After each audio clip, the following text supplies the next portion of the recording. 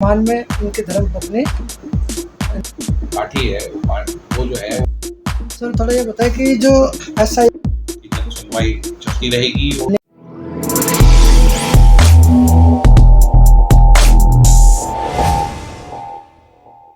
नमस्कार, मैं विजय कुमार, आपका हमारे चैनल पर स्वागत है। मैं बैठा हूँ जनकपुरी के 106 नंबर के वार्ड में, जहाँ से पहले निगम पार्षद थे हरेंद्र चावला जी और आज वर्तमान में इनकी धर्मपत्नी निगम पार्षद है और दोनों मिलके अपने क्षेत्र की सेवा करते हैं। तो बातचीत करते हैं जो हालात बने हुए आज के देश में, जैसे राहुल गांधी को भी लेकर बातचीत करते हैं, इनके क्षेत्र को लेकर भी बातचीत करते हैं, बहुत सारी चीज़ें हैं जो भी डिस्कस करते हैं। और शुरुआत करते हैं सबसे पहले थोड़ा परिचय दीजिए। मैं नरेंद्र कुमार चावला हूँ। मैं पूर्व महापौर दक्षिण दिल्ली नगर निगम से और नेता सदन भी रहा हूँ। अभी मेरी धर्मपत्नी उर्मिला चावला क्षेत्र से वार्ड नंबर 106 जनकपुरी पश्चिम से निगम पार्षद है। सर सबसे पहले तो आपने बताया, क्योंकि आपके पास एक अच्छा तजुर्बा 10 साल से शायद ज़्यादा ही होगा, क्योंकि आप महापौर भी रहे हो, सदन के नेता भी रहे हो, पार्षद भी रहे हो। वर्तमान में पार्षद तो खैर नहीं, लेकिन बात एक ही है कि पार्षद ही हो। तो थोड़ा एक्सपीरियंस बताया कि 10 साल का एक्सपीरियंस आपका कैसा है पार्षद को लेकर? जी, मेरा पब्लिक लाइफ में बहुत लंबा अनुभव है, लेकिन इलेक्टेड पोजीशन में 2017 में आया, तभी से लेकर के अभी तक मेरी अनुभव है। अभी मेरी जो इस वार्ड से निगम पार्षद हूँ, मेरी धर्मपत्नी है, वो अपना कार्यभार खुद देखती हैं और अपने कामों को खुद देखती करती हैं। लेकिन हाँ, वो मेरे अनुभव का, मेरे उसका मेल रहने का, सब चीज़ों का पूरा लाभ मिलता है और मिलना भी चाहिए, और क्षेत्र की जनता को भी उसका लाभ मिलता है। जो 2017 से 22 तक का कार्यकाल रहा, उसके लास्ट के आते आते हमें कुछ दिक्कतें आने लगी थी, क्योंकि दिल्ली सरकार में आम आदमी पार्टी की सरकार आ गई थी और उन्होंने हमारा 13,000 करोड़ रुपया नहीं दिया था, जिसकी वजह से सिविक कामों को लेकर के, साफ सफाई को लेके और लोगों की तनख्वाह और लोगों के कामों को लेकर के काफ़ी दिक्कतें आ रही थी। लेकिन वो कार्यकाल अच्छा रहा। उस समय 3 निगम थे, south Delhi municipal corporation, north और ईस्ट दिल्ली कॉरपोरेशन था। तीनों अलग अलग काम करते थे, अभी एक साथ मिल करके काम करते हैं और एक ही निगम है। और लेकिन जो पिछले 2-2.5 साल बीते, उसमें आम आदमी पार्टी की निगम में सरकार रही, जिनका इंटरेस्ट, जिनका रुचि काम करने में नहीं है, और वो दिल्ली को एक निगम में भी और आम आदमी पार्टी की दिल्ली में भी सरकार थी, वो लोगों को बहकाना या झूठ बोलना, फरेब करना, इस तरह की उनकी वो रहती थी, और झूठ का, भ्रम का प्रचार करना, अखबारों में विज्ञापन देना, इस तरह का काम रहता था। लेकिन अभी दिल्ली में एक काम करने वाली सरकार रेखा गुप्ता जी के नेतृत्व में बनी है, भारतीय जनता पार्टी की सरकार बनी है।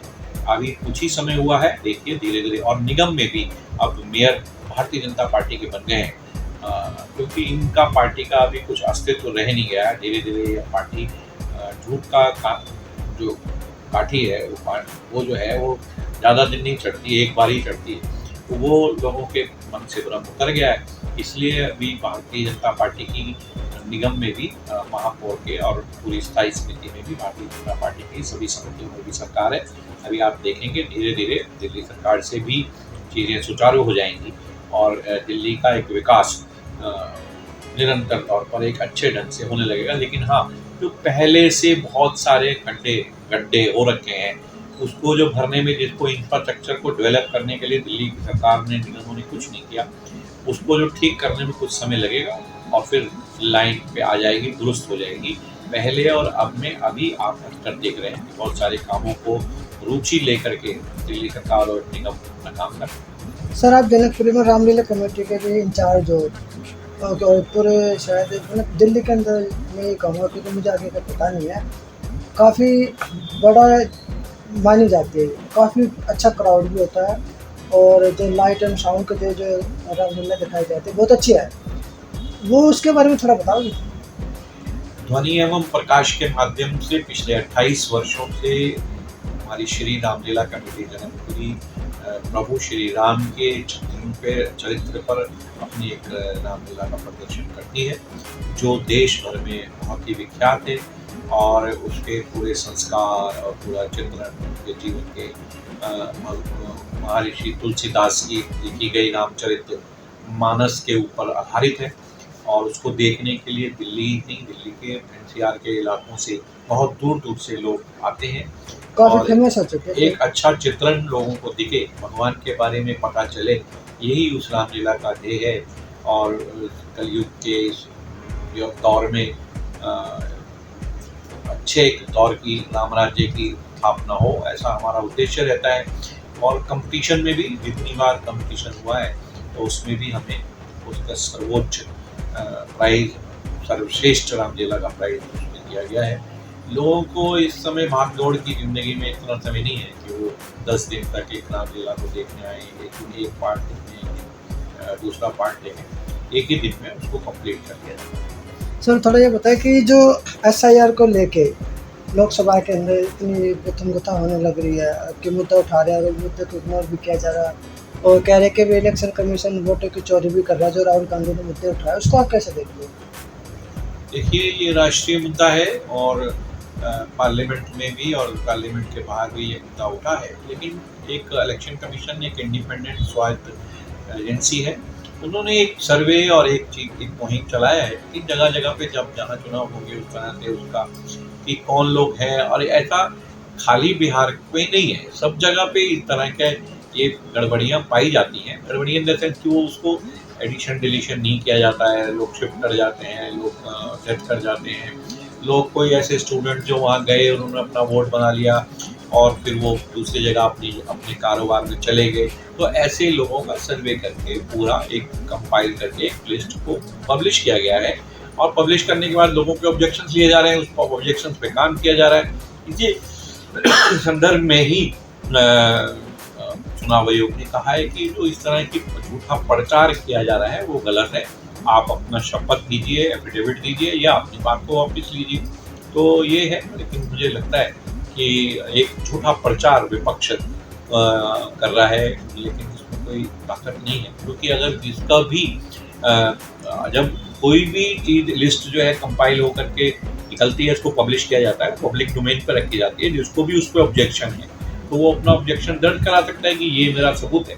जब वो सबूत के साथ उसको दर्ज कराएगा तो उसको रेक्टिफाई करना इलेक्शन कमीशन का धर्म में फर्ज है, वो करेंगे, ऐसा मुझे लगता है। सर जो चीफ मिनिस्टर हमारे दिल्ली के, उनके पर जो एक हमला हुआ है वो एक गलत है, जो तकरीबन सभी पार्टियों ने गलत भी बताया। तो इसको आप किस नज़रिए से देखते हो?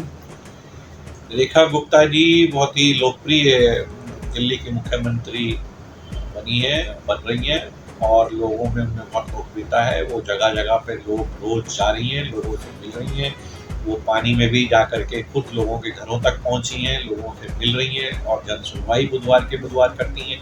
लोगों की प्रॉब्लम को सुनने की भी चेष्टा करती हैं, उसका समाधान करने की भी कोशिश करती हैं। ये बहुत ही कायराना हरकत है उनके ऊपर, और को भी स्पेशली महिला के ऊपर एक इस तरह से उनसे हाथापाई करना या उनको कुछ चोट पहुंचाना अपने आप में बहुत ही दुखदायी घटना है। और मुझे लगता है अभी हमें किसी नतीजे पर नहीं पहुंचना चाहिए, क्योंकि पुलिस इसकी जांच कर रही है कि इसके तार कहां तक जुड़े हैं। क्योंकि जैसी रिपोर्ट्स आ रही हैं और तो ऐसा लगता है कि ये किसी साजिश का ही एक रूप हो सकता है। बट जब तक फाइनल रिपोर्ट ना आए तब तक कुछ कहना मुश्किल है। उसको कस्टडी में भेजा गया है, उसके सारा वो इंक्वायरी चल रही है, उसके घर तक वो सब चीज़ें चल रही हैं, उनका सब कुछ फ़ोन का रिकॉर्ड और चीज़ें रिकॉर्ड ऐसा पता चला है कि वो एक क्रिमिनल रिकॉर्ड के व्यक्ति हैं। वो जो भी चीज़ें हैं वो सब सामने खुल करके आएंगी और मुझे लगता है कि न्याय होगा। लेकिन रेखा गुप्ता जी ने भी अपना दृढ़ संकल्प लोगों के सामने भारतीय जनता पार्टी ने कराया कि जन सुनवाई चलती रहेगी, वो लोगों के बीच जाती रहेंगी, अपना रेगुलर काम वो करती रहेंगी। बल्कि वहाँ ही नहीं, बल्कि वो हर विधानसभा के क्षेत्र में भी जाकर करेंगे। सर मैं भी आपके एरिया में घूम रहा था पश्चिमपुर गाँव में, तो मैंने कुछ लोगों से मुलाकात की, 10-12 लोगों से। तो उनकी शिकायत ये है कि आपने पश्चिमपुर से सफाई कर्मचारियों को हटा दिया, जो कि वो उनका कहने से आरोप लगा रहे हैं आप पे। तो आप इसको कहाँ तक देखते हो? नहीं, आपने किसी कर्मचारी को हटाया नहीं है, ना ही कोई रिटायर हो गया या कुछ हो गया।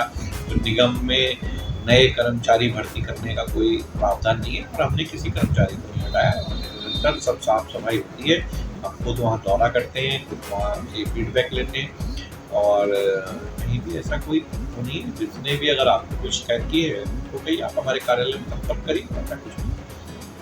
इसको सबको ठीक किया जा रहा है। साफ सफाई की व्यवस्था तो अभी तो पूरा मुहिम चला करके सफाई का अभियान कर रहे हैं, जगह जगह पे खुद जाके सफाई अभियान चला रहे हैं और जगह जगह पे कूड़ा उठा रहे हैं, दिल्ली को कूड़े से मुक्त कर रहे हैं। ऐसा रेखा गुप्ता जी ने सबको आह्वान किया है और हमारे देश के प्रधानमंत्री भी सफाई के प्रति बहुत ही संवेदनशील हैं और हम लोग खुद भी संवेदनशील हैं। इसलिए इस तरह की कोई बात नहीं, कोई झूठा प्रचार इस तरह का किसी ने किया, हमने किसी व्यक्ति को नहीं हटाया। तो समय देने के लिए धन्यवाद। तो ये था हमारे साथ नरेंद्र चावला जी, जो पूर्व महापौर भी थे और उस सदन के नेता भी थे। इन्होंने हमसे बातचीत की, हमें समय भी दिया और जो कुछ क्वेश्चन हम लेके आए थे उनके बेबाकी के साथ अच्छी तरह से विस्तार के साथ जवाब भी दिए। तो हम इनका धन्यवाद करते हैं इन बातों के लिए। और मैं विजय पुनिया, मुझे दीजिए इजाज़त। धन्यवाद। वीडियो को शेयर कीजिए, लोगों तक पहुँचाएँ। और अगर आपके मन में कुछ ऐसे क्वेश्चन हैं जो आप सर से पूछना चाहते हो, जब ये महापौर थे तब सदन के नेता थे, अगर उस टाइम के दौरान कोई क्वेश्चन है तो कमेंट में आप डाल दीजिए, हम नेक्स्ट टाइम इनसे पूछ लेंगे।